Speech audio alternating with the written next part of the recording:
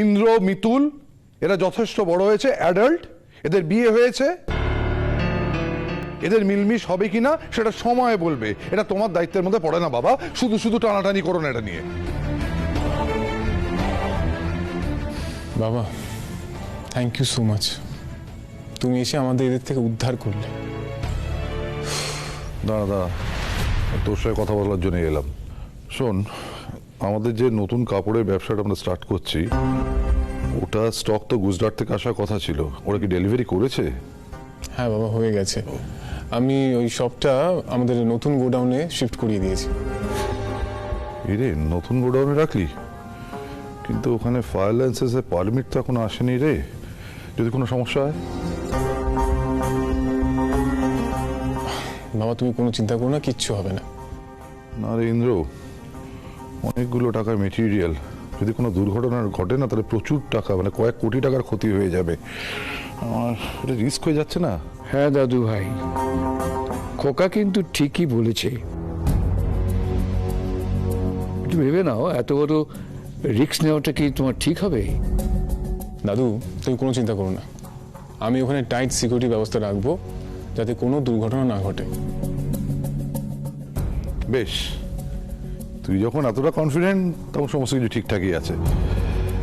অবশ্য তুই আগেও অনেক রিস্ক নিয়েছিস, হ্যাঁ? তবে ব্যবসাতে রিস্ক থাকবেই, নো রিস্ক নো প্রফিট। বাবা, আমার বড় ছেলেটার উপর আমার অনেকটা ভরসা। এ তো আর আমার মেজ ছেলের মতো নয় যে অকর্মণ্য, বাবার নাম ডোবাবে সবেতে। খোকা, ঠিক আছে, তুই সব দেখে নে, সামলে। হ্যাঁ,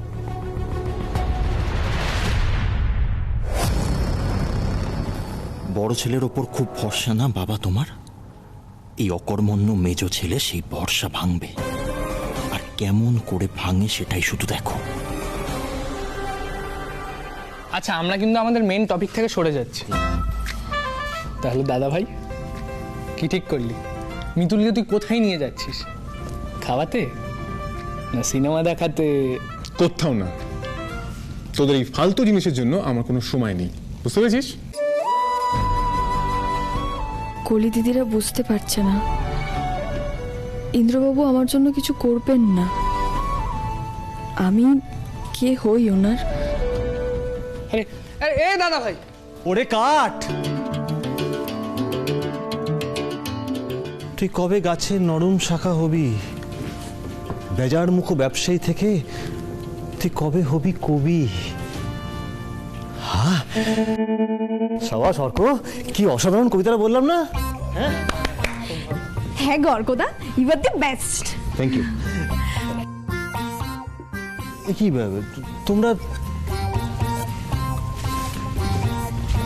তোমরা এরকম সবাই চুপ মেরে গেলে? কলি, কিরকম লাগলো কবিতাটা? খুব খারাপ। দেখো, এখন এসব ভুলে দাদাভাই যাতে মিতুলকে বউ হিসাবে কিভাবে মেনে নেয় সেটার প্ল্যানটা করি। হ্যাঁ, আচ্ছা তাহলে বেশ ওই মিতুলকে বউ বউ ফিলটা কি করে করানো যায়? লুচি? লুচি মানে? লুচি কি লুচি? লুচি বাবা, আমি এক্ষুনি বললাম তো। মিতুল, আজকে রাত্রিবেলা তুমি দাদাভাইয়ের জন্য লুচি বানাও, আর দাদাভাইকে গিয়ে নিজে হাতে সার্ভ করো। কে? হ্যাঁ দেখো মিতুল, ওর ইগো থাকতে পারে, তোমার তো কোনো ইগো নেই। আচ্ছা তোমার কি মনে হয়, তুমি আর ইন্দ্রের মধ্যে কার ইগো সব থেকে বেশি? অবশ্যই ইন্দ্রবাবু। কি মিতুল, তাহলে লুচি বানাবে তো? বলো, বানাবে তো? বলো বলো বলো মিতুল। বানাবো তো।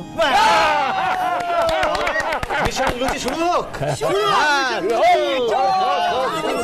চল রে ইন্দ্রজিৎ লাহিড়ী, এবার দেখবো বউয়ের হাতে লুচি খেয়ে মন না কি করে গলে। হ্যালো, হরিপদ বাবু বলছেন? হ্যাঁ, আমি রণজিৎ লাহিড়ী বলছি। আচ্ছা হরিপদ বাবু, আপনাকে না একটা কাজ করতে হবে। যে কোনো একটা ছুতোয় আপনাকে ইন্দ্রজিৎ লাহিড়ীকে কলকাতার বাইরে নিয়ে যেতে হবে। হ্যাঁ, আমি আশা করছি যে এই কাজটা আপনি আপনার নিজের ইন্টারেস্টেই করবেন। হ্যাঁ, তারপর কোথায় কিভাবে কি করতে হবে আমি সব কিছু সব কিছু আপনাকে বলে দেবো। ওকে ওকে ওকে, thank you so much.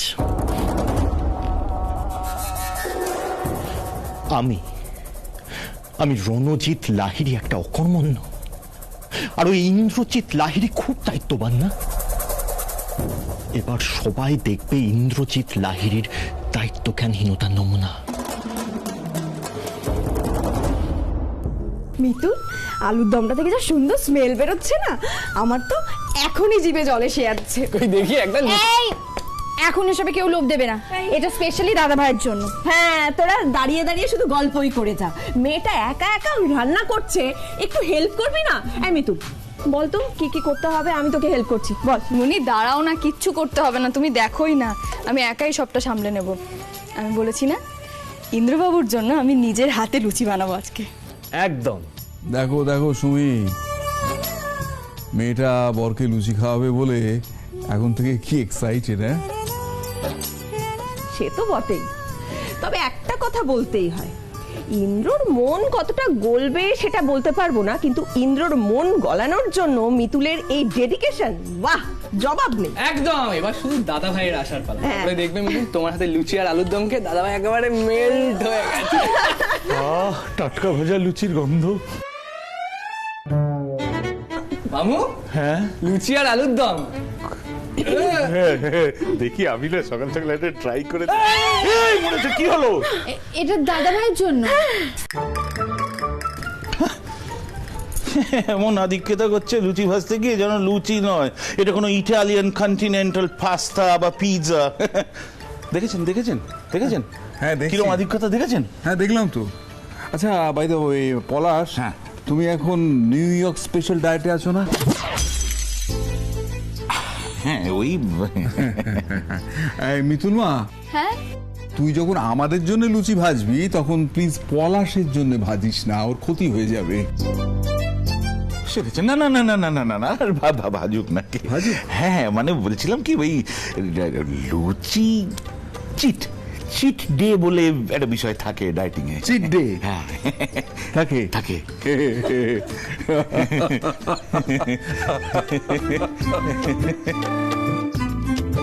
Dieting করছি বলে লুচি খাবো না, তা কি হয়?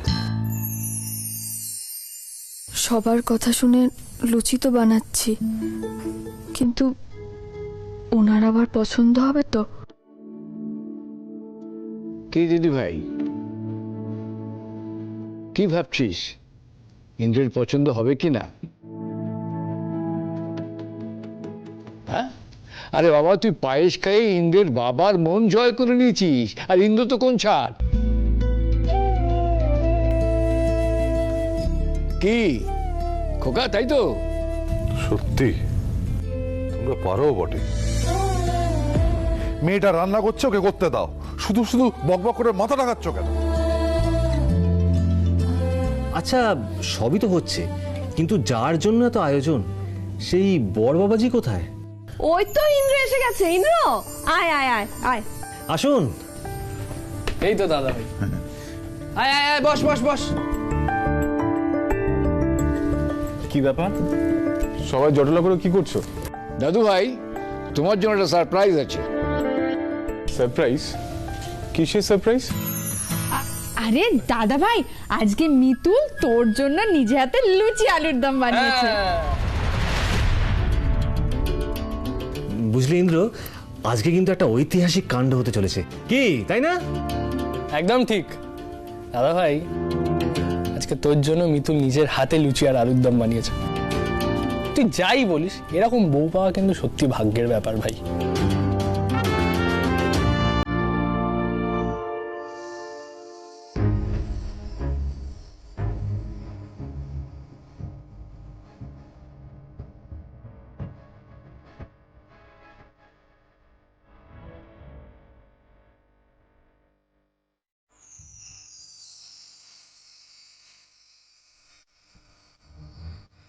এই ইন্দ্র, তা আরে মিতুলা তো কষ্ট করে রান্না করেছে, একটু মুখে দিয়ে দেখ না।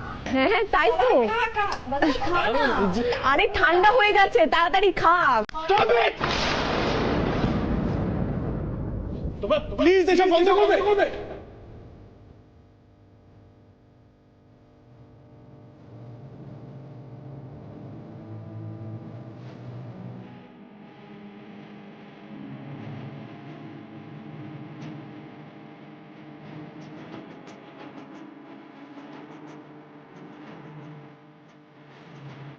ইন্দ্র, তুই এইভাবে না খেয়ে উঠে পড়লি কেন?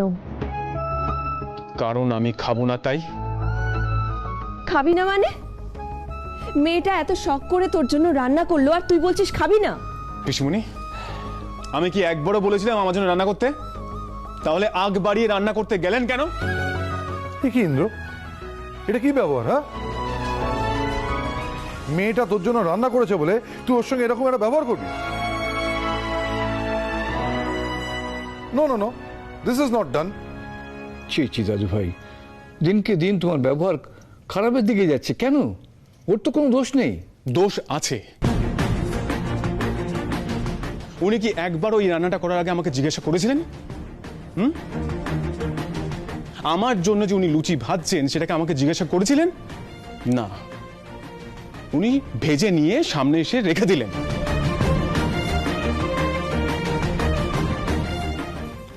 মিতুল, আপনি এসব করে কি প্রমাণ করতে চাইছেন বলুন? আমি কিছু প্রমাণ করতে চাইনি, বিশ্বাস করুন। আমি তো শুধু ভেবেছিলাম আপনার ভালো লাগবে। ও, আপনি ভাবলেন, মানে আপনার ভাবনার অনুযায়ী আমাকে চলতে হবে। আমার পছন্দের কোনো দাম নেই।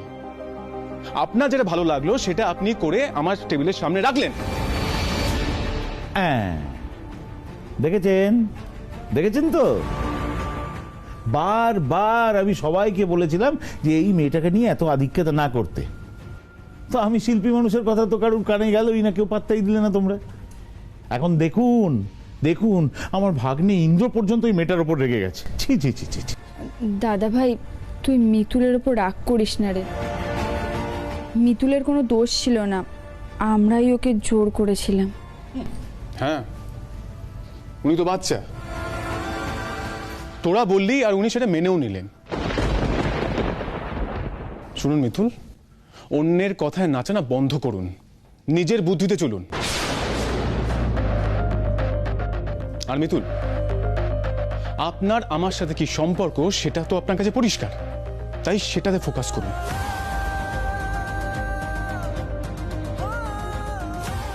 বুঝতে পেরেছেন? সবার কথায় নাচলে আপনার ভালো হবে না। নিজের বুদ্ধিটা খাটান, তাহলে দেখবেন আপনার সাথে আমার কোনো প্রবলেম হচ্ছে না।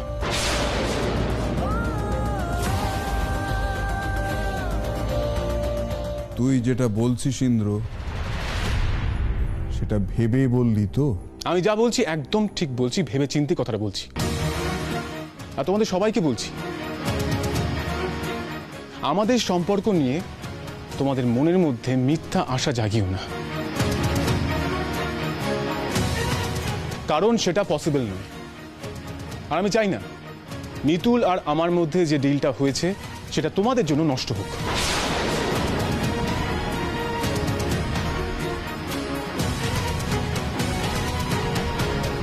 ইন্দ্রবাবু,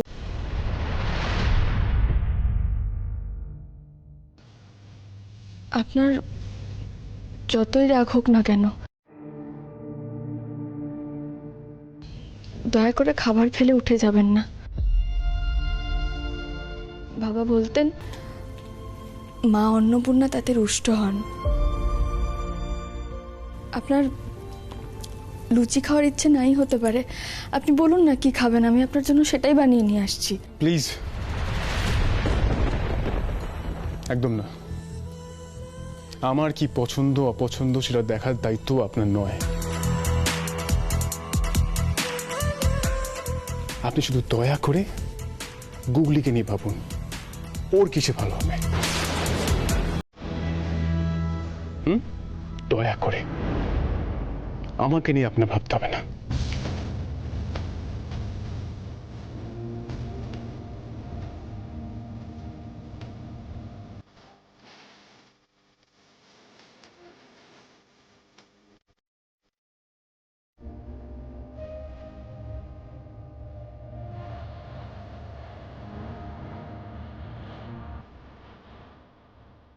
ইন্দ্র এটা একদম ঠিক কাজ করলো না। মিতুলকে এতটা কষ্ট দিল না, আমাকে ওর সঙ্গে কথা বলতেই হবে।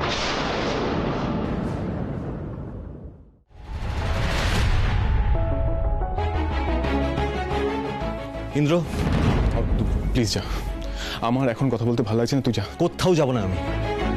তুই সবার থেকে লুকিয়ে বেড়াতে পারিস, কিন্তু আমায় তোকে ফেস করতেই হবে। তাক আমার দিকে। অর্ক, আমি কিন্তু ভালোভাবে বোঝাচ্ছি, আমার এখন কারোর সাথে কথা বলতে ইচ্ছা করছে না, তুই যা। তা বলে হবে না ইন্দ্র, আমার কথার উত্তর তোকে দিতেই হবে। বল, মিতুলের সঙ্গে কেন এরকম ব্যবহার করলি? আমি কাউকে কিছু বলতে চাইছি না, আমার কাউকে কিছু বোঝানো নেই, আমার কোনো ইচ্ছে নেই তোদের বোঝানো। কিন্তু আমি বুঝতে চাই ইন্দ্র, আমি বুঝতে চাই মিতুলের প্রতি এতটা ইনসেনসিটিভ কেন হয়ে যাচ্ছিস? কি প্রুফ করতে চাইছিস তুই? তুই তোদের বিয়েটা মেনে নিতে পারছিস না বলে তার ফ্রাস্ট্রেশন মিতুলের ওপর বার করছিস কেন? তোকে আমি কতবার বলবো, তুই কিন্তু আমাকে উত্তক্ত করছিস, আমার মাথা গরম হয়ে গেলে আমি কিন্তু যা খুশি বলে দেবো, তখন কিন্তু সেটা ভালো হবে না। বল না, বল আমাকে, শুনতে চাই, আমি উত্তরগুলো পেতে চাই ইন্দ্র। দেখ, তোর হয়তো মনে হচ্ছে তুই ভুল করে মিতুলকে বউ বলে ফেলে খুব বড় অন্যায় করেছিস, কিন্তু না ইন্দ্র, বিশ্বাস কর তুই কোনো অন্যায় করিসনি। তুই প্রকৃত মানুষের পরিচয় দিয়েছিস। দেখ ইন্দ্র, পুরনো স্মৃতি আঁকড়ে মানুষ এগোতে পারে না। তুই আর কতদিন একা একা থাকবি বলতো? তোকে তো জীবন এগোতে হবে, তোকে আবার নতুন করে সবকিছু শুরু করতে হবে ইন্দ্র। তুই নিজেকে কেন আটকে রাখছিস বলতো? কারণ আমি আমার জীবনে একজনকে বিশ্বাস করে অনেক বড় ধাক্কা খেয়েছি। তার জন্য, শুধুমাত্র তার জন্য আমি আমার সন্তানকে পর্যন্ত হারিয়েছি। তাই আমি আর ধাক্কা খেতে চাই না। দেখ, তুই অ্যাটলিস্ট তুই আমাকে মুভ অন করতে বলিস না, আমি পারবো না। আর তাতে যদি কেউ কষ্ট পায়, আমার কিছু করার নেই। বুঝলাম, তার মানে তুই প্রতি মুহূর্তে মিতুলের চোখে আঙুল দিয়ে বুঝিয়ে দিবি যে শুধুমাত্র গুগলির জন্য তুই ওকে বিয়ে করেছিস, এছাড়া তোদের মধ্যে আর কোনো সম্পর্ক নেই, তাই তো?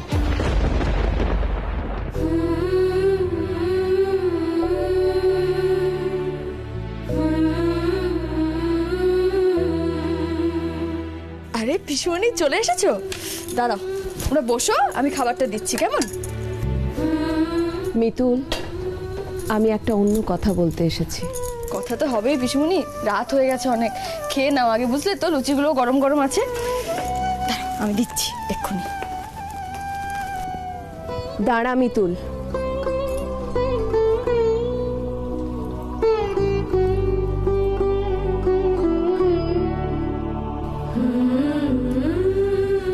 কি হয়েছে তোর?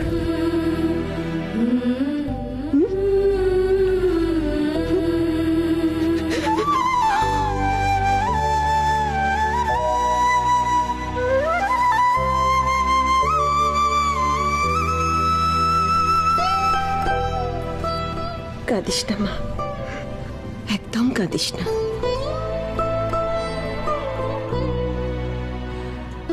আমি জানি তোর খুব কষ্ট হচ্ছে, কিন্তু কি করব বল? তুই তো জানিস ইন্দ্র কেমন মানুষ।